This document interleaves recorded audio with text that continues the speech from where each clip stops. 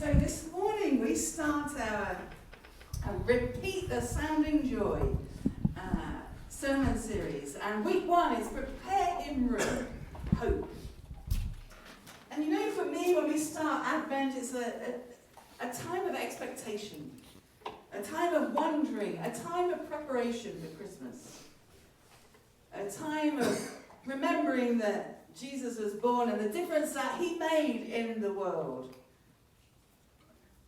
And I know that each of us sees Christmas differently, but that's my reality. So this year we said that we would look at the Joy to the World series, which Reverend Colin Darragh put together for MCC, to mark the celebration of these 300 years of Joy to the World. And so our worship throughout this season will be woven together around themes that are found in that carol, but also looking at Isaiah's prophecies and some of the words that Luke wrote up to and including Jesus' birth. We will be invited into God's story, and will be called to share that story with a world that is hungry, a world that is hungry for so much, and they don't even know what it is. Yes. But what they're hungry for is hope, love, peace, and joy. So this morning, we have that invitation, let every heart prepare in room as we cling to the hope of this season. So I want to start with hope. And if you look up in the dictionary, hope has many different what's the word? Definitions, that's the word. It's terrible when you get old. It has many definitions. One of them is a feeling of expectation and desire for a certain thing to happen. The archaic word, meaning of the word, is a feeling of trust. So a feeling that it will happen. Because when you trust, it will happen. And sometimes we put so much emphasis on the word hope and expectation without putting any effort into the fact that it's actually us that need to make it happen. We can hope that Christmas will happen. Right. We can hope that the church will be decorated. We can hope that we have worship services planned out. But if somebody don't do some work, Right. take your hand. Oh, and that's the same in our lives. You see, so we quite often say, oh, I hope that happens. Or I hope this happens. Without being willing to put our feet, our mind, our heart, and our hands into action. So I hope through this season that my connection with God will get stronger. But it will only get stronger if I do something about it. I engage with my spirituality. If I learn, if I read, if I listen, really listen to God. Some of you may say, I hope this worship service does something for me. Oh, you know, it's one of the pastor's top 10 things you don't say to a pastor. Why? Because if they don't do anything for you, then you're not listening to God. Oh, there may be songs you don't like in the service. That's right. There was a song I didn't like in last week's service. They all know. But how does that song ever speak to me if I sing that song with the dislike of it that I have? And I knew that it's a favourite song of somebody that was singing it. And so I breathed in and I sang it. It's give thanks with a grateful heart. And I gave thanks with a grateful heart. Because I knew that God could speak to me through that person, watching the joy on their face when they sang it, but also into my heart when I lifted up thanks and praise. So if you hope that worship will touch your heart, what are you going to do about it? Because God can speak to you. If you are a quiet person and like the quiet meditative songs, God can speak to you through those fast upbeat songs.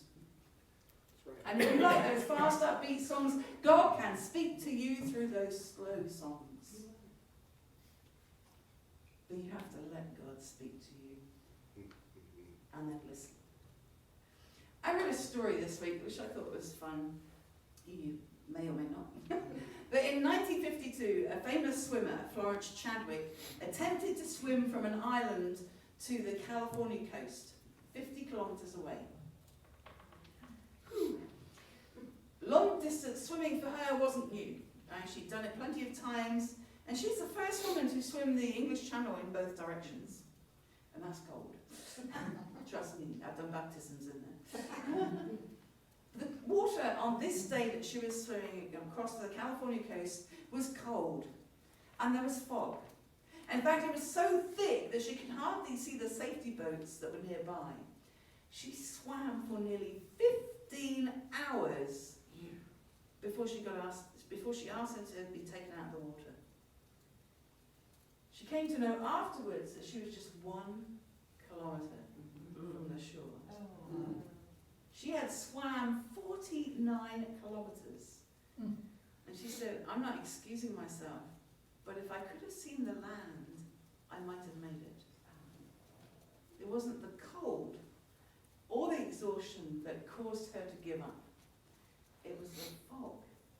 She couldn't see the shore, and so she felt there was no hope of reaching that land.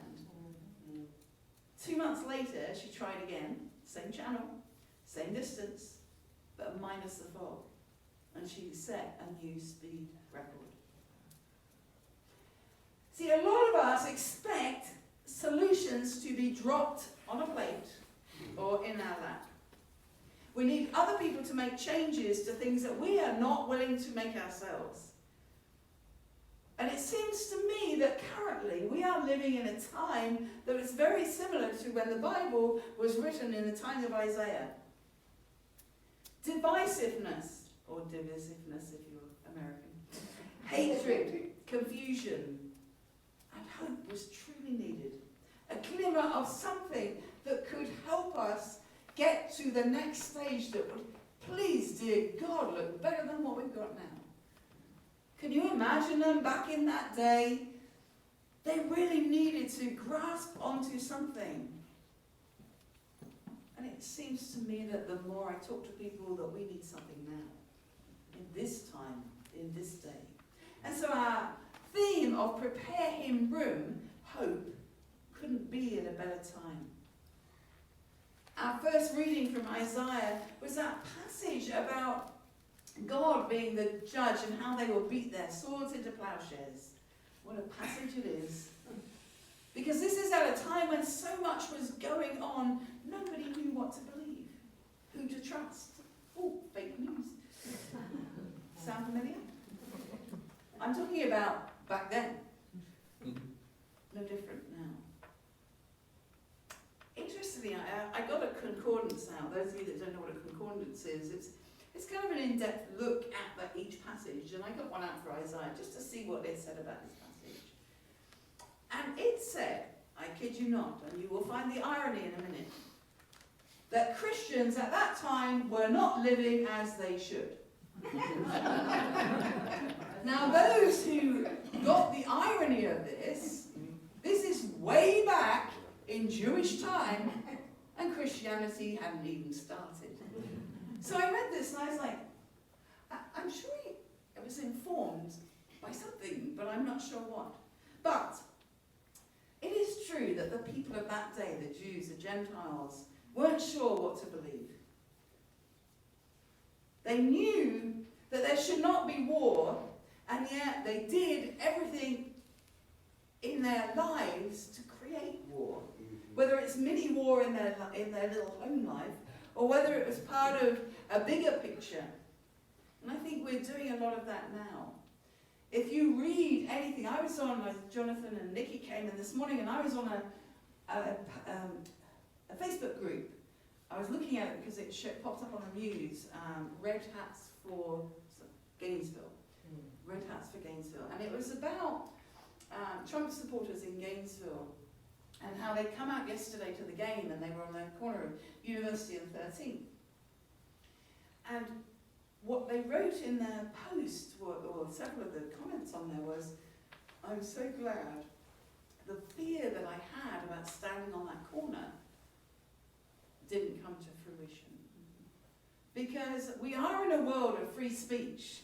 We are in a world where if we want to stand on a street corner and declare our interest, we should be allowed to do it without fear of somebody coming along and instead of saying, I'm interested why you want us to vote for Trump. Well, tell me more about this and have a dialogue. We are more likely to have people being beaten up, people set fire, whatever they need to do because they're creating their own mini war. This was like Isaiah, it's like how it is now. We're not willing to dialogue with each other. We want them to change. So our world becomes better. Well, how would it be if we changed the way that we interacted with each other? Surely then the world would become a better place. I was wondering whether Christianity should be called socialism or communism. Because when you look at it, we often are told, like Jesus, we shouldn't bring politics into church because Jesus wasn't political. Hello?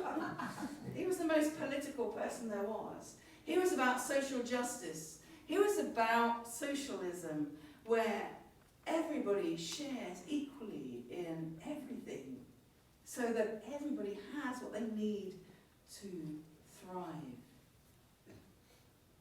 Would that resolve all of our problems? No, I don't think so. It may get rid of the capitalism, but the problems are still there because they're in us. They're in each one of us. You know, we can sit here and we can blame them over there, but that's where the problem is. Now, there are policies. I'm not saying that there aren't things that I would love to see changed. But the biggest thing that can change is the way we interact with each other. The way we see something we don't like on Facebook and then we attack that person. Or we write a constructive criticism to somebody and they feel attacked because we've done it.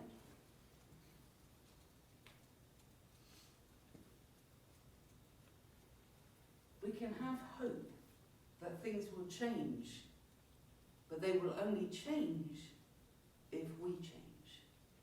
Now, our second reading from Luke today was the fulfillment of something that was written in the book of Isaiah in chapter 7. And Isaiah was talking to Ahaz of Judah, promising him, the king, that God will destroy all the enemies. And as a sign of that truth, Jesus will come. Now, I could go on about Mary, meek and mild. You know how she is depicted in so many things. This gentle, meek little girl, 14-year-old, you know, gentle, blue and white, always depicted with a certain image, but anyway. Or we could talk about the real Mary. The spunky Mary, who was willing to step out of her norm. She didn't seek out a husband to get pregnant. She didn't seek out anything except God. And even when God spoke to her, she got a bit scared, like most of us. But instead of living in that fear, she lived in the hope that God would guide her through this journey. And God did. God used her, spoke into her heart, and prepared room in her heart for God to work. Each of us have a choice whether we want to be like Mary and prepare room in our hearts for God to work, for the Spirit of God to move in us, revive us, refresh us. Or we can say, yeah, it doesn't fit in my plans. I'm too old. I've done it like this all my life. No point. Can't change now. It's boring. It's not being done the way I want it. Or we can prepare God room. Now, how would it have been if when waiting for a music director, and we waited, and waited, and waited some more. But how would it have been if we just said, well, it won't happen, no point in advertising. What's the point? We won't find anybody. Jonathan had decided not to apply because, I might not get the job. It might not be a good fit. They may not pay enough. Pastor might be wacky. He moved past that one. It is a prerequisite. We joke about that, but there are so many things that we do in our lives that we put these stipulations on. I want to encourage each of us in this Advent journey to step out in faith and hopeful anticipation, preparing room in our old and sometimes weary hearts for what is next, so the Spirit can move us. When we hear something needs doing, yes, somebody else might do it. Yes, it might be their journey. But if you are being called to open your heart and prepare room, then why not take that risk? Why not allow the Spirit of God to speak and breathe into and through you? We have opportunities here to minister to a few people. And we could stay like that. We have this building, we moved everything around, and we get 90 chairs in here. So we can minister to 90 people. Or we can live in hopeful anticipation through the work we're going to do, that we want to make room for the next 90 people. Because who are we to stop working when we are happy that we're full? Because I can tell you, God will go, no, you're not. That room might be full. But there might be another room that you need to go to. There is a community that you need to go to, a village that you need to go to. If we are not willing to have hope and prepare room on every level, then, I hate to say it, but we are being dictators. We are dictating the will of God. And the 200 people that are going to come through those doors over the next couple of years will never hear how much God loves them.